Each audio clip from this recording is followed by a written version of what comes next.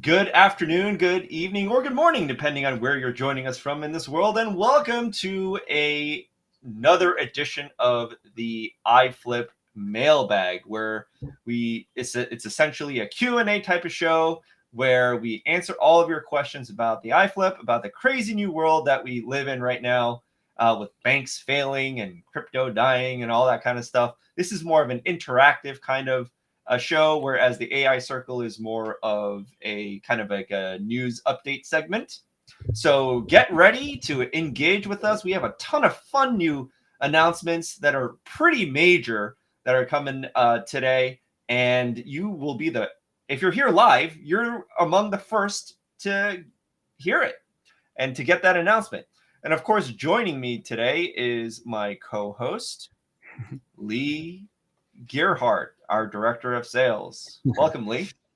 Howdy, howdy. Awesome. So we have a ton of stuff to get to. So we want to get through these questions very quickly. So I'm just going to jump right in. Lee, you ready? Yeah. All right. So the first question for you is rather simple, but it also can present confusion sometimes to certain people with certain accounts. Our first question for the day is, how do I add funds to my iFlip IRA account, specifically contributing for 2022? Absolutely. I'm going to actually share screen for this one. You got it. I want that one. All right. And you can see this? Yes, we can.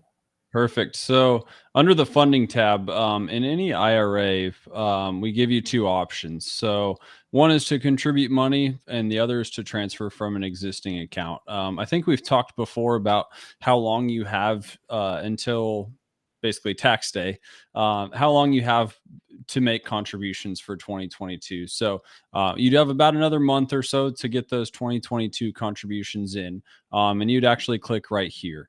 And while we're here, typically this transfer from existing account is you might have an IRA elsewhere. Maybe it's at one of the big name places, and you want to move it over to our platform. So you click this and answer some questions, and that'll initiate the transfer. Whereas the contribute money will bring up this screen here that gives you all the wiring info. Now, this is mine, so I guess feel free if you guys want to send money into my IRA for me. I'll gladly take it, write down the information. But it does have a contribution year down here. So that's where you'll want to put on the form somewhere that, hey, I'm contributing for 2022. Or if you've already done for 2022, you can always do for 2023 as well. So all of this is all that's needed to make a contribution to your IRA for 2022. But what we do have coming soon, if I can find it, and I think we've shared this before, we have the recurring ACH deposits coming. So at that point, you can kind of plan ahead. You can, whether it's $50 a month, $100 a quarter, whatever you can do to kind of stay on track with making those contributions to your IRA will make it a lot easier once ACH is available for everyone. Absolutely. And that is one of the announcements that we wanted to make. It's more of a preview because it's not actually released yet, but we are absolutely working on very soon releasing the feature of depositing via ACH to both your individual cash accounts and your IRA accounts. Obviously, you have to account for the appropriate kind of tax forms and all that kind of stuff when you're contributing to a qualified account like a Roth or a traditional IRA. That is on you. That is on the responsibility of the account holder. But we are rolling out that feature very soon. And we're still in the testing phase. It's almost done. That's coming soon. That wasn't the big announcement for today, though. That there is more stuff coming soon. So stick around to the end. And the trivia question, just as a heads up, is very closely related to our big announcement tonight. So make sure you stick around to the end. For now, let's move on to our next question, which is, maybe I can put it up here. Second question for the evening. Can I transfer some of the money that's in one smartfolio into another? If so, how do I do that? Thank you. Now, I think what this means is like a lot of our smart folios have the S&P 500 in it, right? And so Lee, like if I have S&P 500, let's say in an aggressive, and I want to just transfer that position into like a SPY plus, which also happens to have S&P 500. How do I do that? How does that work? Yeah. Um, Depending on how you understand this question, I feel like you could give an answer for both sides of it. Yes, you can, or no, you can't. As for how Aaron positioned it, the answer would be no. Like you can't just transfer the SPY shares over from aggressive to SPY plus. The rest of the contents of the portfolio are a little bit different. I won't get into that too much, but the way that you can do it, the way, say you wish to get out of aggressive and get into SPY plus, you can do that. All you need to do is liquidate those open positions. So the things that are currently invested, we just need to sell them, free up some cash, and then reallocate that money towards a different portfolio. Now, if you have enough money or enough buying power in your account, you might not even need to sell anything to select an additional portfolio. So that's always an option, funding dependent, I guess, as well.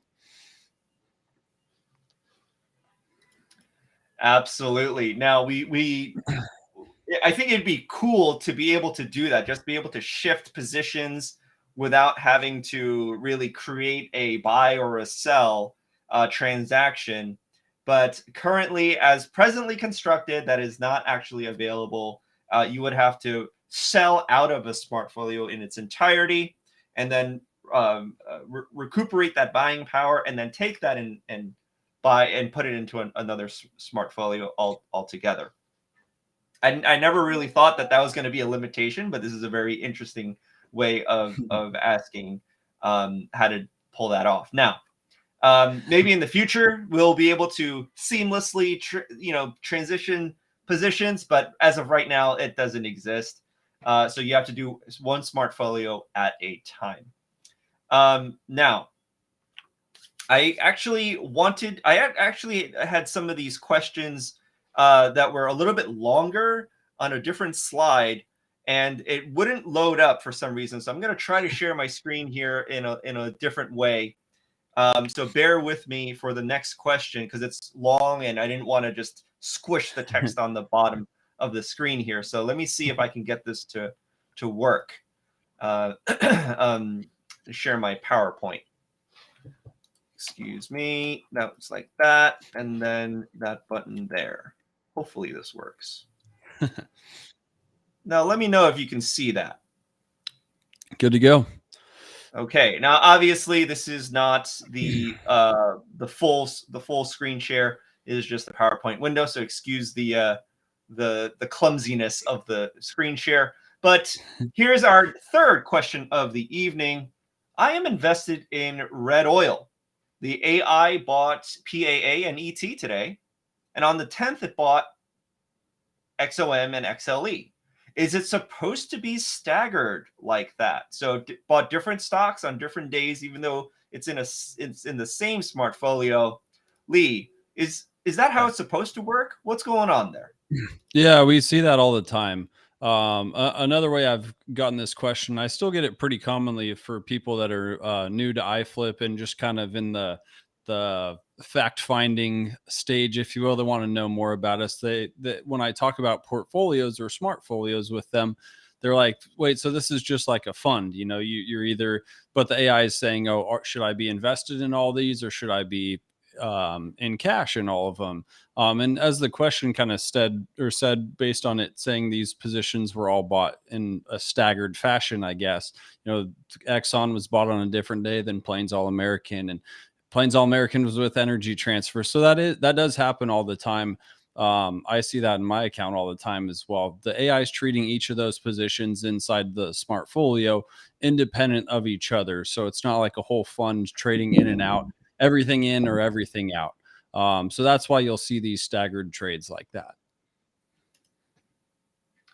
Yeah, absolutely. What you're seeing there might seem unusual because very few of these robo advisors or any kind of fund managers will actually ever have any staggered buys like that.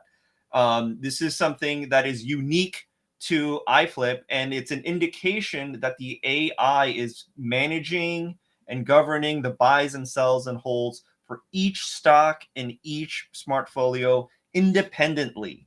So, some of you may know this about me, but I used to work at a hedge fund, and this is exactly how a hedge fund operates. Like, we have a team that is specifically trading only like the technology sector, and they don't really take into account what the guys in the real estate sector or the energy sector are doing. They're operating very independently. Whereas if I were to use that analogy for a mutual fund or an index fund or whatever, it would just be like one person sweeping everything and buying everything for you all at once, regardless of what the market is doing. So obviously, when I say it like that, it should be obvious which one is better, which one is more selective, which one is more discerning, which one is more professional, right? You don't want to just be all in all the time, which is what most of the robo advisors will do. So it's absolutely supposed to be like that, and it's common, and that's actually a good thing. But I understand if for some of the newer folks, it's a little bit off, but it's a little bit like alarming. Like, wait a minute, I thought I was supposed to buy everything all at once. Great question, though. Great question. Okay, our final question for the evening before we get into the fun announcements is, I have to pull this screen share back up. And let me see. Okay, switch to the next question. There it is. Okay, this is a little bit longer. And I believe this came in from after last week's AI Circle. And I'm thinking, I wonder if he's still here. This came from Jim. I wonder if Jim says, "Oh, hello, Aaron. This came from Jim, right? Listening here from Aguas Calientes, Mexico. Practicing my Spanish a little bit because I was just in Dominican Republic. But thanks, Jim, for submitting this question. And I know that we said that we were going to address this for you here. So Jim says, I was invested in a smartfolio, but I got scared from all the volatility, so I cashed out. I am slowly gaining trust back. Which ones are safe to invest in? I'm assuming he means which smartfolios are safe to invest in. Wednesday was actually the first AI Circle I attended live. I wasn't expecting to win anything, so I'm not disappointed that I don't qualify. I will listen more, and maybe I will be able to trust the market more. Now, there's a lot to unpack here. There's actually multiple layers of questions in here, which is why I saved it for last, and I wanted to address it piece by piece.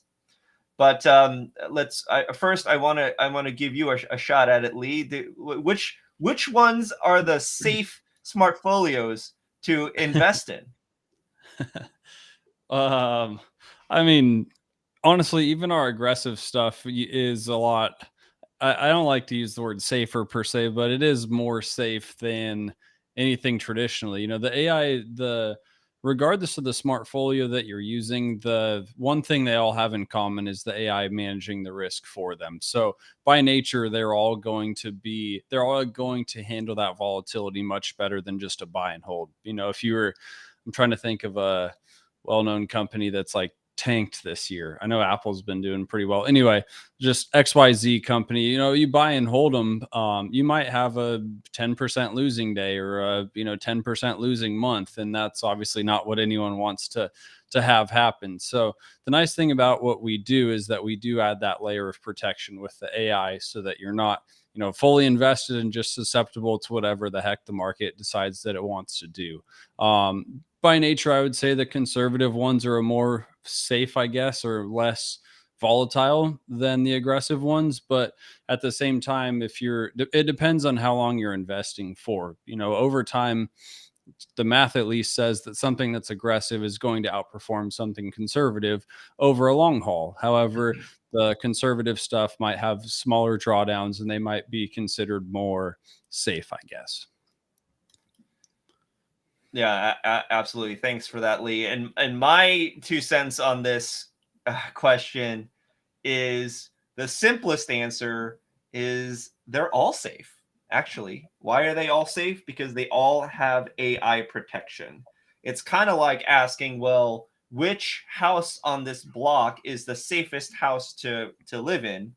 When they're all within like a gated community that is protected by the same security company with the same crew patrolling the whole neighborhood and stuff like that. So all of the houses are equally safe, but they might look a little bit different. One might be bigger than the other. One might be 3 stories. One might be 4 stories. One might be a ranch style or whatnot.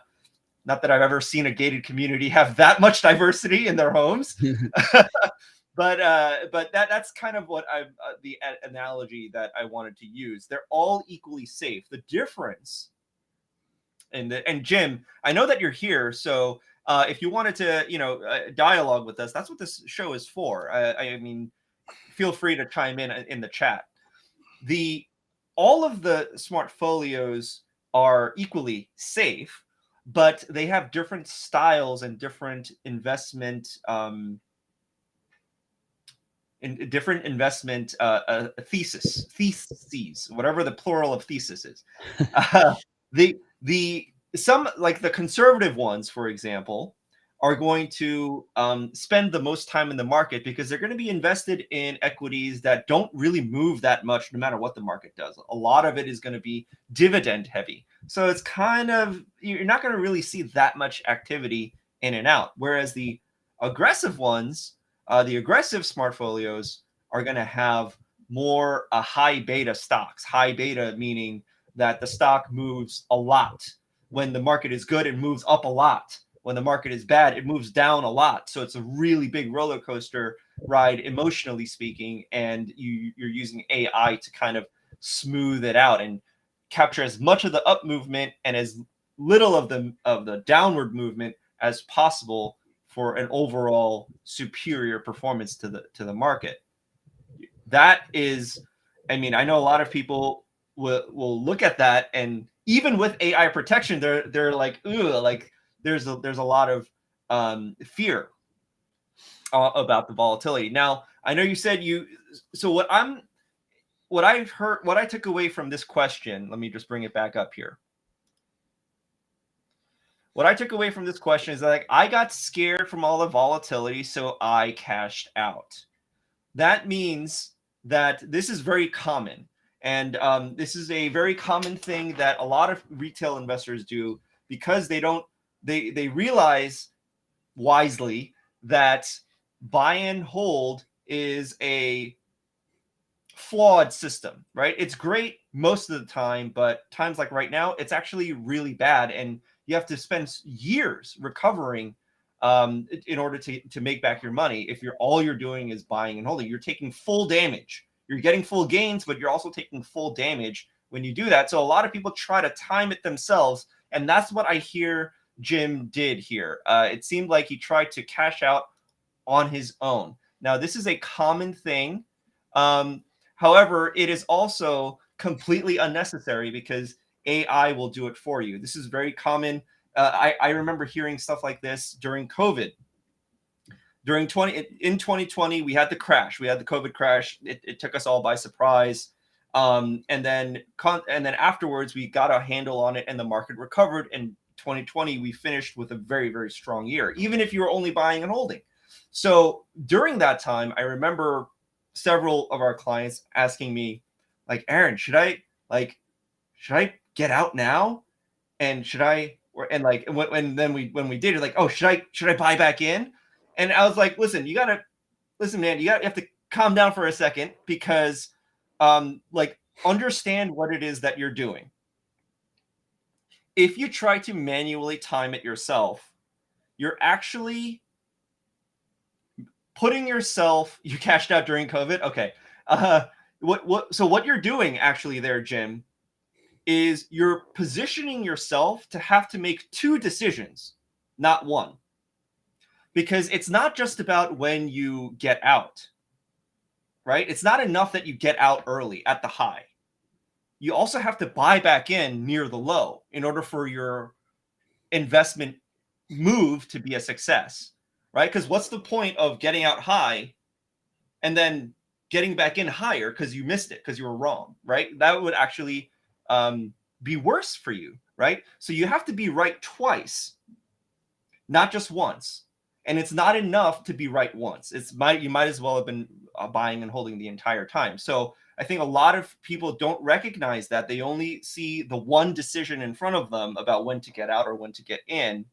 And it's usually better, unless you're a professional trader already, it's almost always better to just let the AI do it for you. And in every case that I've had where people actually ask me this, when I was like, all right, like just you could do that on a separate account, right? Don't do that in your iFlip account where you have the AI ability to protect you. Do it in a separate account. Let's just see what happens. And almost always, we see that the AI actually saves you stress and money all at the same time. Okay, so hope that helps, Jim.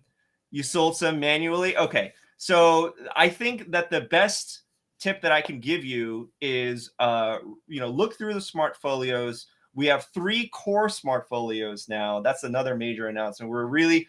We have a whole menu of smart folios, but we're really going to focus in on the aggressive and the conservative, which are the ones that we just mentioned. And then there's also one that's kind of a balance of both, a blend that is that we call balanced. Okay.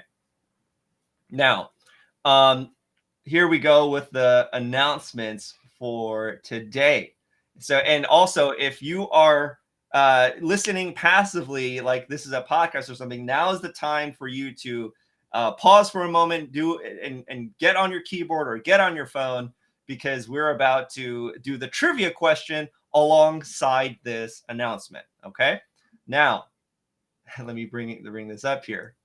I wish I had a drum roll, a sound effect, but we have a brand new feature coming to iFlip as of today. Actually, I don't know if you noticed it. We kind of released it, and it's available to you there.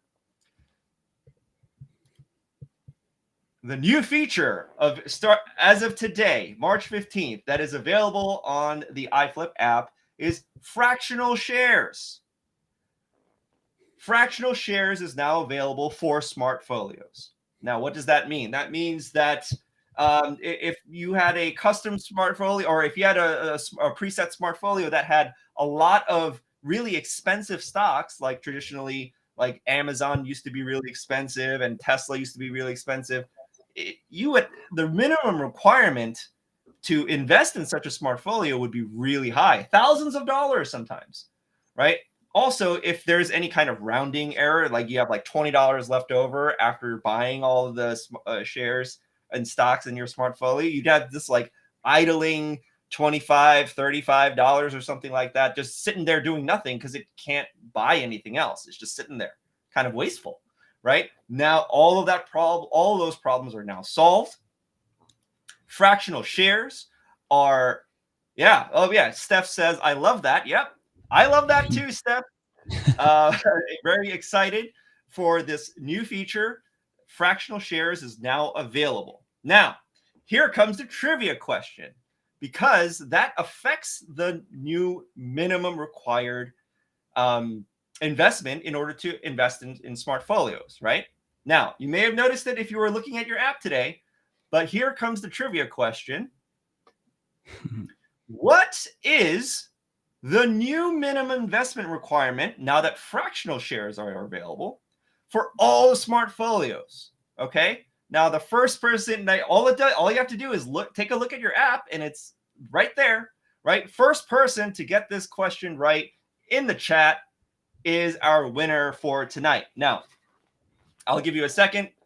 Don't everybody all jump at once to check your app and enter the right answer. But what is the prize? The prize for tonight is still, I think this is going to be the last week that we give this out.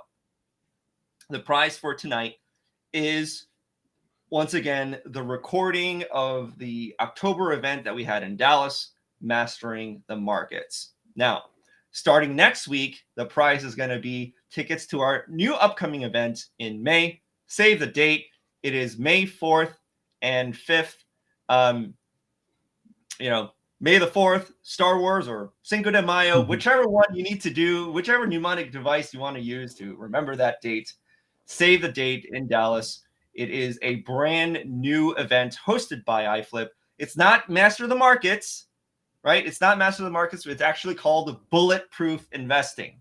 Right? I think that's such a cool name. Super excited for that. It is, and as you can kind of tell by the name, it's not just going to be focused on the financial markets. It's going to be focused on investing in general.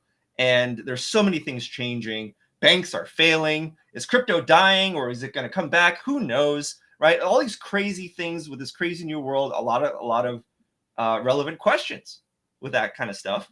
And what's going to separate the I don't like to say this sometimes, but the reality is that there's going to be a wealth shift, and what's going to separate the people who get richer and the people who lose their net worth and their wealth is going to be people who catch on to the trend earlier rather than later. Okay, and so this event is all about hopping on the appropriate new trends, but also protecting yourself with all the new things. Like maybe don't go all in on like the latest like new ICO or something like that, right? It's about protecting yourself as well. Now, do we have a bunch of answers? We have okay, winners. so answers. All right, so the right answer, Lee, I know you know what the right answer is. I'm a little bit torn right now because we had one person submit multiple answers. One of them was right. I don't know. Do we count that or do we not count that? I didn't remember any criteria saying you couldn't put multiple answers in. So I think he's Fair enough.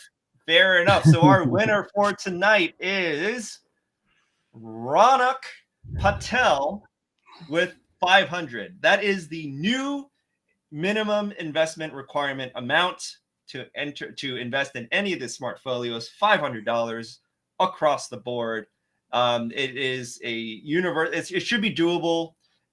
We felt that it was the right number. We thought about 1,000 because Ronak did put in 1,000, and we wanted it to be more accessible, so we lowered it to 500. Raphael and Steph, thank you for participating. You had the right answers. Hopefully next time you can get the you can be a little bit quicker to the draw and win the prize. So how do you qualify for the prize, Ronak?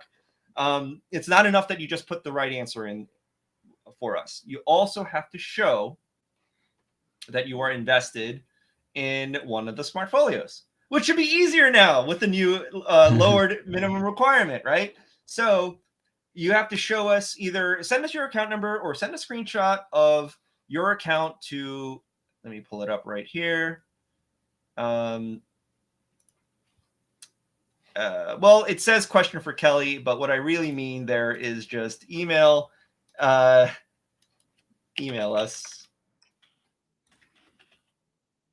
There we go. Send a screenshot or send your account number to mailbag@iFlipinvest.com. The email address is right there on the screen. Show us that you're invested in a smartfolio, and we'll send you the prize right away. You used to be, now you will be again. Right. Perfect. See, the new requirement with fractional shares is paying off already. We're getting people back into the smartfolio world. And I know, Jim, you emailed me last time. Same thing. I know that you weren't invested in a smartfolio because you said that you had cashed out. Hopefully today I've alleviated some of your fears. You are, even if you were to purchase, even if you were to buy into a smartfolio today, depending on what the AI wants to do, it may or may not actually buy the stocks, and you would still qualify because you put your money and you let the AI manage it, and that still counts even if it's not in any stocks. Okay, so that still counts. Hopefully, you will reinvest into a smartfolio and qualify for your prize from last week. Let's see. Do we have any other questions? We just got one, it looks like. Yeah, it was the last one that came in. New Face Media Productions, thank you for the question. Will iFlip expand SP with other popular exchanges? If you could clarify what you mean by, I think what you mean by SP is S&P 500. and Yeah. with other popular exchanges. If you could really quickly clarify what you mean by that, we will address your question before we sign off for the evening. And if anyone else has any last minute urgent questions, we will um, we will take them as well. Okay. I don't believe we'll be on any. I don't know what that means. Popular exchanges. So I'm not going to I think pretend. it's referring to, like say we use the SPY in some of the portfolios. Like, would there be maybe other indexes or things like that? And sometimes, we talk about the S&P a lot. So there are things that we own that are on the New York Stock Exchange or the Nasdaq or other things that aren't only the S&P 500. But typically, it is all stocks and ETFs, if you will. They're on the U.S. markets or U.S. I exchanges. see. That's I how should have I'm just taking it. I could be totally off. Lee, I should have just let you take that question because it went over my head, but I feel like, the way that you understood it is the right way.